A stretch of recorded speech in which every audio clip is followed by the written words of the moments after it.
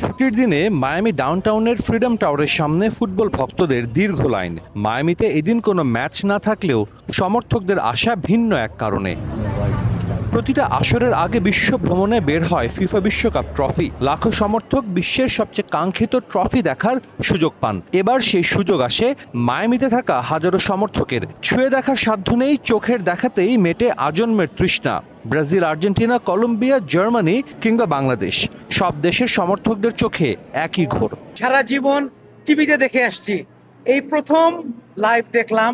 It's amazing. It feels like we win. This is the first time I'm actually seeing the trophy physically, so yeah, I'm really excited. A lot of people trying to see the World Cup. I mean, it was an amazing experience. ভালো লাগছে, like অনেক gold plated, অনেক nice shiny. Love it, love it, love it. First time watching the cup live, so it's really an amazing time.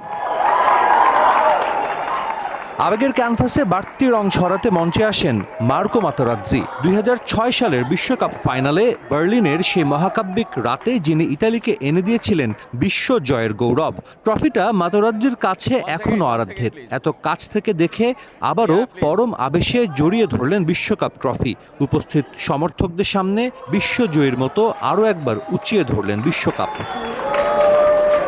মাতেরাজ্জির উপস্থিতি এই আয়োজনকে কেবল রঙিনই করেনি, বরং সাধারণ সমর্থকদের নিয়ে যায় রোমাঞ্চকর অতীতে। স্মৃতিময় এই আয়োজনে 2010 ইউএফএ চ্যাম্পিয়ন্স লিগ ফাইনালের ঐতিহাসিক বুট ফিফা মিউজিয়ামের হাতে তুলে দেন মাতেরাজ্জি।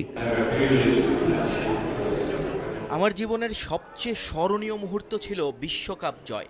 এখনও সেই স্মৃতি আমাকে আনন্দ দেয়। এবারের বিশ্বকাপ দারুণ হচ্ছে, তবে কে জিতবে সেটা বলা কঠিন। যারা দল হয়ে খেলবে তাদের হাতেই উঠবে বিশ্বকাপ ট্রফি।